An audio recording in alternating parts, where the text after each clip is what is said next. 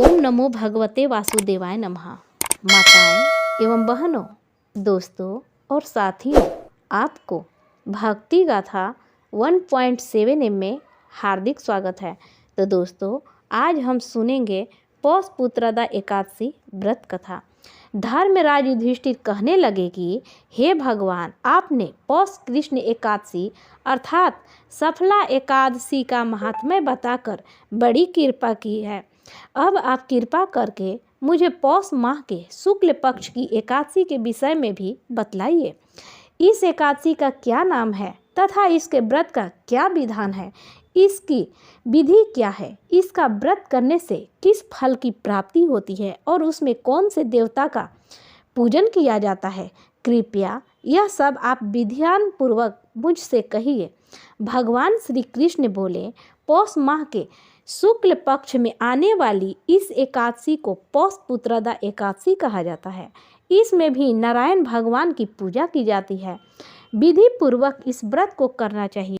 इस चर और अचर संसार में पुत्रदा एकादशी के व्रत के समान दूसरा कोई व्रत नहीं है। इसके पुण्य से मनुष्य तपस्वी, विद्वान और लक्ष्मीवान होता है। इसकी मैं एक कथा कहता हूँ, सो तुम ध्यानपूर्वक सुनो। पौष पुत्रदा एकादशी व्रत कथा।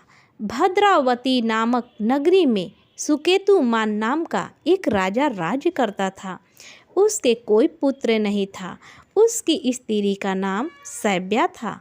वह निपुत्री होने के कारण सदैव चिंतित रहा करती थी। राजा के पितर भी रो रो कर पिंड लिया करते थे और सोचा करते थे कि इसके बाद हमको कौन पिंड देगा। राजा को भाई, बांधव, धन, हाथी, घोड़े, राज्य और मंत्री, इन सब में से किसी से भी संतोष नहीं होता था। वह सदैव यही विचार करता था कि मेरे मरने के बाद मुझको कौन पिंड दान करेगा। बिना पुत्र के पितरों और देवताओं का ऋण मैं कैसे चुका सकूंगा। जिस घर में पुत्र न हो उस घर में सदैव अंधेरा ही रहता है। इसलिए पुत्र उत्पत्ति के लिए प्रयत्न करना चाहिए। जिस मनुष्य ने पुत्र का मुख देखा है वह धन्य है। उसको इस लोक में यश और परलोक में शांति मिलती है, अर्थात उनके दोनों लोक सुधर जाते हैं। पूर्व जन्म के कर्म से ही इस जन्म में पुत्र, धन आदि प्राप्त होते हैं। राजा इसी प्रकार रात दिन चिंता में लगा रहता था। एक समय तो राजा ने अपने शरीर को त्याग देने का निश्चय किया, परंतु आत्मघात को महान पाप समझकर उसने ऐसा नहीं किया। एक दिन राजा ऐसा ही विचार करता हुआ अपने घोड़े पर चढ़कर वन को चल दिया तथा पंछियों और वृक्षों को देखने लगा। उसने देखा कि वन में मृग, व्याघ्र, सुअर, सिंह, बंदर, सर्प आदि सब भ्रमण कर रहे थे। हाथी अपने बच्चों और हथनियों के बीच घूम रहा है। इस वन में कहीं तो गीदड़ अपने कर्कश स्वर में बोल रहे हैं, कहीं उल्लू ध्वनि कर रहे हैं। वन के दृश्यों को देखकर राजा सोच विचार में लग गया। इसी प्रकार आधा दिन बीत गया। वह सोचने लगा कि मैंने कई यज्ञ किए, ब्राह्मणों को स्वादिष्ट भोजन से तृप्त किया, फिर भी मुझको दुख प्राप्त हुआ क्यों। राजा प्यास के मारे अत्यंत दुखी हो गया और पानी की तलाश में इधर उधर फिरने लगा। थोड़ी दूरी पर राजा ने एक सरोवर देखा। उस सरोवर में कमल खिले थे तथा सारस, हंस, मगरमच्छ आदि विहार कर रहे थे। उस सरोवर के चारों तरफ मुनियों के आश्रम बने हुए थे। उसी समय राजा के दाहिने अंग फड़कने लगे। राजा शुभ शकुन समझकर घोड़े से उतरकर मुनियों को दंडवत प्रणाम करके बैठ गया। राजा को देखकर मुनियों ने कहा, हे राजन, हम तुमसे अत्यंत प्रसन्न हैं। तुम्हारी क्या इच्छा है सो कहो। राजा ने पूछा, महाराज, आप कौन हैं और किस लिए यहाँ आए हैं? कृपा करके बतलाइए। मुनि कहने लगे कि हे राजन, आज संतान देने वाली पुत्रदा एकादशी है। हम लोग विषदेव हैं और इस सरोवर में स्नान करने के लिए आए हैं। यह सुनकर राजा कहने लगा कि महाराज, मेरे भी कोई संतान नहीं है। यदि आप मुझ पर प्रसन्न है तो एक पुत्र का वरदान दीजिए। मुनि बोले, हे राजन, आज पुत्रदा एकादशी है। आप अवश्य ही इसका व्रत करें। भगवान की कृपा से अवश्य ही आपके घर में पुत्र होगा। मुनि के वचनों को सुनकर राजा ने उसी दिन एकादशी का व्रत किया और द्वादशी को उसका पारण किया। इसके पश्चात मुनियों को प्रणाम करके महल में वापस आ गया। कुछ समय बीतने के बाद रानी ने गर्भ धारण किया और 9 महीने के पश्चात उनके एक पुत्र हुआ। वह राजकुमार अत्यंत शूरवीर, यशस्वी और प्रजापालक हुआ। श्री कृष्ण बोले, हे राजन, पुत्र की प्राप्ति के लिए पुत्रदा एकादशी का व्रत करना चाहिए। जो मनुष्य इस महात्म्य को पढ़ता है या सुनता है उसे अंत में स्वर्ग की प्राप्ति होती है। तो प्रेम से बोलिए, ओम नमो भगवते वासुदेवाय नमः। दोस्तों, अगर आपको हमारा वीडियो अच्छी लगी हो तो आप लाइक, शेयर, कमेंट एवं सब्सक्राइब करें।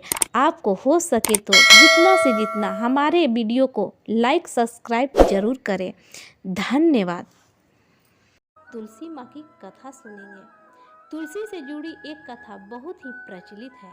श्रीमद् देवी भागवत पुराण में इनकी अवतरण की दिव्य लीला कथा भी बनाई गई है। एक बार शिव ने अपने तेज को समुद्र में फेंक दिया था। उससे एक महातेजस्वी बालक ने जन्म लिया। यह बालक आगे चलकर जालंधर के नाम से पराक्रमी दैत्य राजा बना। इसकी राजधानी का नाम जालंधर नगरी था। दैत्यराज कालनेमी की कन्या वृंदा का विवाह जालंधर से हुआ। जालंधर महाराक्षस था। अपनी सत्ता के मद में चूर उसने माता लक्ष्मी को पाने की कामना से युद्ध किया, परंतु समुद्र से ही उत्पन्न होने के कारण माता लक्ष्मी ने उसे अपने भाई के रूप में स्वीकार किया।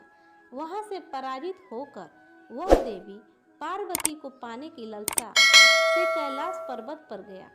भगवान देवाधिदेव शिव का ही रूप धर कर माता पार्वती के समीप गया, परंतु मां ने अपने योग बल से उसे तुरंत पहचान लिया तथा वहां से अंतर ध्यान हो गई। देवी पार्वती ने क्रुद्ध होकर सारा वृत्तांत भगवान विष्णु को सुनाया। जालंधर की पत्नी वृंदा अत्यंत पतिव्रता स्त्री थी। उसी के पति व्रत धर्म की शक्ति से जालंधर न तो मारा जाता था और न ही पराजित होता था। इसलिए जालंधर का नाश करने के लिए वृंदा के पति व्रत धर्म को भंग करना बहुत जरूरी था। इसी कारण भगवान विष्णु ऋषि का वेश धारण कर वन में जा पहुँचे, जहाँ वृंदा अकेली भ्रमण कर रही थी।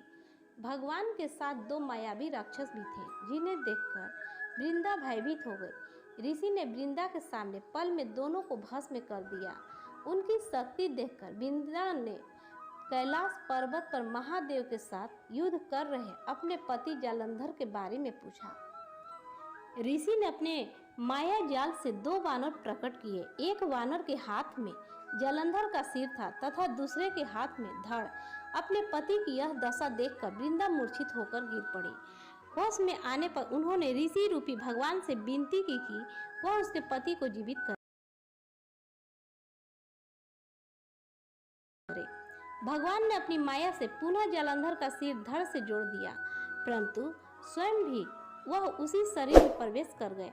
वृंदा को इस छल का जरा सा भी आभास न हुआ। जालंधर बने भगवान के साथ वृंदा पतिव्रता का व्यवहार करने लगी, जिससे उसका सतीत्व भंग हो गया। ऐसा होते ही वृंदा का पति जालंधर युद्ध में हार गया।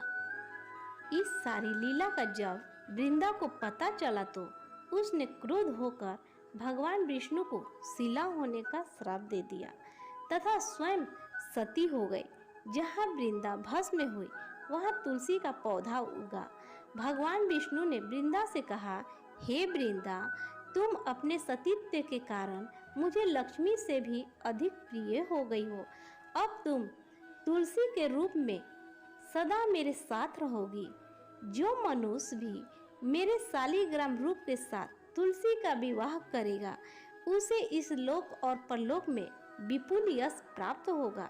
जिस घर में तुलसी होती है वहाँ यम के दूत भी असमय नहीं जा सकते। गंगा व नर्मदा के जल में स्नान तथा तुलसी का पूजन बराबर माना जाता है।